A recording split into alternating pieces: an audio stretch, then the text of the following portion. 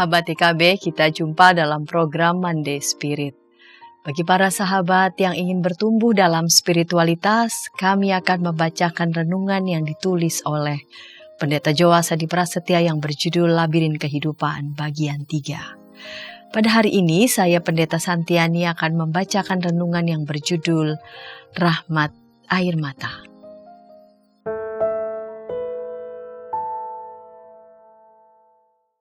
Anak laki-laki, jangan menangis. Demikian sering kita dengar ucapan keras orang tua kepada anak laki-lakinya yang menangis. Kita semua kini sudah makin fasih memahami bahwa boys don't cry adalah sebuah ungkapan yang mencerminkan bias gender yang pernah dan mungkin masih mengasuh komunitas kita. Ungkapan semacam ini mencerminkan sebuah maskulinitas yang toksik masculinity. Ia bersifat toksik bukan hanya bagi anak-anak perempuan yang jelas menjadi korban budaya patriarkal yang melahirkan ungkapan seperti ini, tetapi juga bagi anak-anak laki-laki yang menjadi sasaran ungkapan ini. Penelitian di Inggris pada tahun 2012 menunjukkan bahwa angka bunuh diri di kalangan anak-anak lelaki 3 kali lebih tinggi daripada di kalangan anak-anak perempuan. Penelitian serupa menunjukkan bahwa di Amerika Serikat, antara tahun 2018 sampai 2020, angka bunuh diri di kalangan anak-anak laki-laki 2 kali lebih tinggi dibandingkan lawan jenisnya. Para pendidik yang berkesetaraan gender yang kuat sangat memahami pentingnya menangis sebagai ekspresi perasaan yang otentik bagi manusia. Tak soal perempuan atau laki-laki. Ungkapan-ungkapan seperti boys don't cry perlu dieliminasi demi sebuah kultur kesetaraan gender yang terbangun dan kesehatan mental yang baik. Archie Fairlane Deer, seorang pemimpin sebuah suku Indian, mengekspresikan keyakinannya secara apik ketika ia berkata, "Kita perlu belajar kembali cara menangis. Seorang laki-laki kuat menangis. Hanyalah seorang laki-laki yang lemah yang menahan tangisnya." Dengan kata lain, menangis sungguh pun berwatak manusiawi. Sebagai manusia, kita perlu belajar menangis secara manusiawi dan otentik. Tidak ada yang salah dengan menangis. Air mata adalah air yang keluar dari mata yang didorong oleh luapan hati yang tergerak. Dan hati kita semua tergerak oleh kesedihan atau kegembiraan, penderitaan diri sendiri atau orang lain, penyesalan atau rasa syukur. Dan semua yang hidup membutuhkan air. Tanaman dan hewan bertumbuh karena air. Air mata adalah tanda pertumbuhan. Air mata juga berwatak ilahi.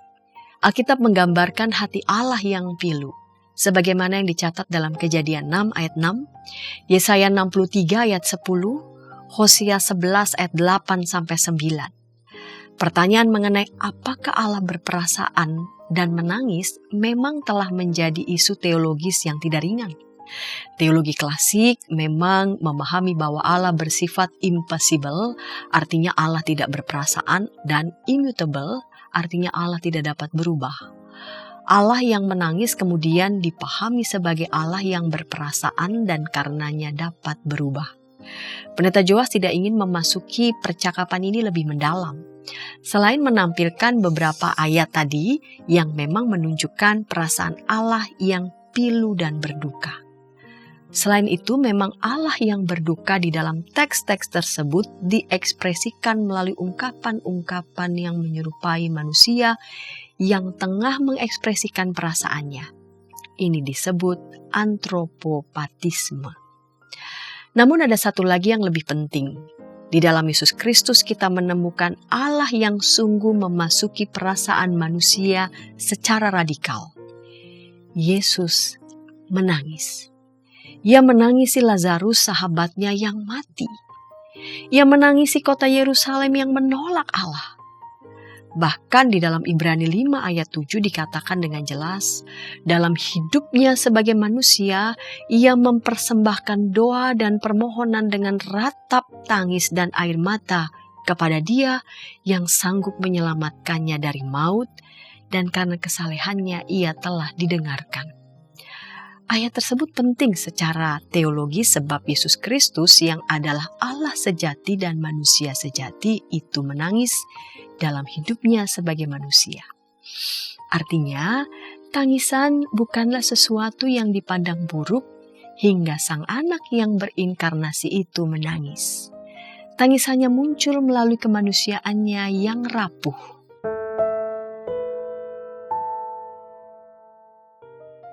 Terlepas dari perdebatan teologis mengenai apakah Allah menangis, tradisi spiritualitas Kristen sangat mengapresiasi tangisan manusia. Banyak penulis spiritual di sepanjang sejarah yang begitu menghargai tangisan dan air mata. Tradisi Timur mengenal apa yang disebut pentos, yaitu penyesalan yang begitu mendalam hingga terekspresi melalui air mata yang keluar. Dan ini adalah rahmat ilahi. Kata Yunani pentos dapat diterjemahkan ke dalam bahasa Inggris dengan kata compunction. Tatkala kita menyesal, hati kita tertusuk bersama dosa-dosa kita dan kita menangisi diri kita yang celaka akibat dosa. Salah satu doa dari tradisi Timur berbunyi, "Oh anak domba Allah yang menghapus dosa semua orang, ambillah dari kukuk dosa yang berat, dan dalam belas kasihan-Mu berikanlah kepadaku air mata penyesalan." Air mata dipahami sebagai sebuah rahmat dari Allah. Santo Simeon, sang teolog baru, bahkan menggambarkan air mata sebagai baptisan air mata atau baptisan kedua. Menurutnya, seseorang yang telah menerima baptisan ketika kanak-kanak mungkin saja terjatuh ke dalam kehidupan yang rusak dan ia tak mungkin lagi dibaptis sebab baptisan hanya berlaku satu kali. Maka air mata penyesalan membawa seseorang kembali ke dalam rengkuhan Allah. Di dalam tradisi Barat, air mata juga memiliki tempat istimewa. Kita dapat mengutip banyak Bapak Gereja Barat yang memberi ruang khusus bagi air mata. Namun apa yang menawan Pendeta Joas adalah Paus Fransiskus yang bagi Pendeta Joas adalah seorang paus air mata. Sebab ia banyak kali berbicara mengenai pentingnya air mata. Ia pernah mengajukan sebuah perenungan atas Maria Magdalena dan berkata, "Kita semua pernah merasakan kegembiraan, kesedihan, dan duka dalam hidup kita. Namun, apakah kita pernah menangis pada saat-saat tergelap? Apakah kita memiliki karunia air mata yang mempersiapkan mata untuk melihat, untuk memandang Tuhan? Lewat air mata kita bergulat melawan Allah seperti Yakub bergulat melawan Allah di tepi sungai Yabok. Di dalam Yohanes 20, Maria Magdalena menangis ketika mendapati kubur Yesus yang kosong. Bagi Paus, Maria mengajar kita agar tidak malu untuk menangis.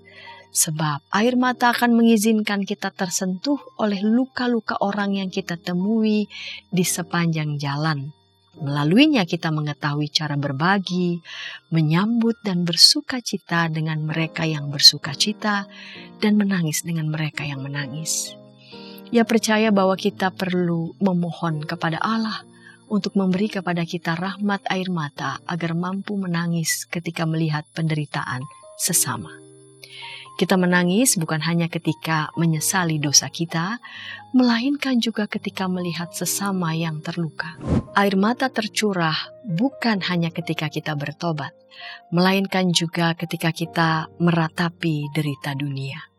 Dalam dimensi yang kedua ini, yaitu solidaritas, air mata membuka jalan untuk bertindak dan berkarya. Itulah yang ingin diungkapkan lewat berkat Benediktin.